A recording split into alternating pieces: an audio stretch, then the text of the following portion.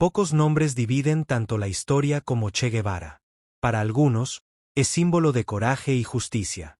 Para otros, es el rostro de un sueño que costó demasiado. Pero antes de convertirse en mito, Che fue un hombre real, lleno de fallas, convicciones inquebrantables y decisiones que cambiaron el continente. Para entender quién fue realmente, héroe, villano o simplemente una pieza del gran juego político de la Guerra Fría, necesitamos volver al inicio, a los días en que Ernesto Guevara de la Serna no era más que un joven argentino tratando de descubrir su lugar en el mundo. Ernesto nació en 1928, en una familia de clase media que valoraba los libros, los debates y las ideas. Era un chico inteligente, curioso, pero cargaba con un problema que parecía contradecir todo lo que haría en el futuro, un asma severa que lo dejaba sin aire en momentos críticos. Pero la enfermedad nunca lo detuvo. Al contrario, creó en él una determinación casi terca. Desde temprano, aprendió que cada respiración era una victoria, y tal vez eso moldeó su espíritu combativo. En su juventud, decidió viajar por América Latina. Quería ver el continente de cerca, comprender sus dolores, sus contrastes. Lo que encontró lo cambió todo. Trabajadores explotados, campesinos viviendo en la miseria, enfermos sin acceso a tratamiento, un continente rico pero dividido por desigualdades profundas. Esos viajes no fueron simples aventuras, fueron el nacimiento de una conciencia política. Guevara regresó de esas jornadas con una convicción. La injusticia no era un error, era un sistema, y los sistemas, según él, solo cambian con fuerza. En 1955, en México, su vida dio un giro definitivo. Allí conoció a Fidel Castro, líder exiliado que planeaba derrocar la dictadura cubana de Fulgencio Batista. La conexión entre ellos fue inmediata. Fidel vio en Che a un idealista disciplinado, alguien dispuesto a luchar hasta el final por una causa. Che vio en Fidel un camino para transformar sus ideas en acción concreta. Poco tiempo después, embarcó con 81 hombres en el pequeño yate Granma rumbo a Cuba. El plan era audaz. Algunos dirían que loco. Y, de hecho, comenzó como tragedia. Emboscados al llegar, casi todos los revolucionarios fueron muertos. Solo un puñado sobrevivió. Entre ellos, Che Guevara. Fue en las montañas de la Sierra Maestra donde el mito empezó a nacer. Lejos de la comodidad, enfrentando al ejército, al hambre y a la enfermedad, Che destacó por su disciplina, coraje y determinación. No era el comandante más carismático, pero sí el más rígido. Cuidaba a los heridos, organizaba campamentos, daba ejemplo en la línea de fuego. Y cuando tenía que ser duro, lo era. Ejecutó desertores, castigó traidores, no toleraba la debilidad entre los suyos. Eso dividió opiniones incluso dentro de la propia guerrilla. Pero para Fidel, Che era indispensable. En 1959, después de años de lucha, la revolución triunfó. La Habana celebró la caída de Batista. Los guerrilleros se convirtieron en héroes. Che se volvió una de las figuras más populares de Cuba, pero el poder trajo nuevos desafíos.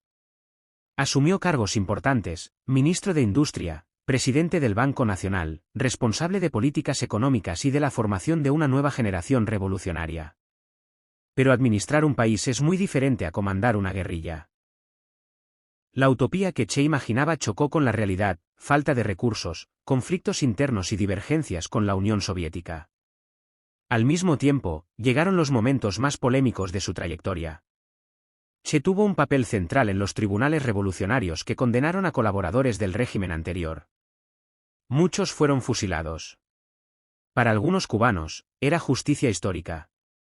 Para otros, fue exceso, fue violencia institucionalizada. Y en esa etapa nace una pregunta que acompaña su nombre hasta hoy: ¿Che defendía la libertad o simplemente reemplazó un autoritarismo por otro? Aún con poder y prestigio, Che no se acomodó. Al contrario, se dio cuenta de que no le gustaba la política de oficina. No quería papeles, discursos ni vida confortable. Creía que la revolución no podía detenerse en Cuba. Debía avanzar por el continente. Quería crear focos de guerrilla en varios países, llevar la lucha donde el pueblo estuviera oprimido. Era una visión ambiciosa, algunos dirían ingenua, pero totalmente fiel a su personalidad. Dejó Cuba en secreto, abandonando cargos, estatus e incluso a su familia.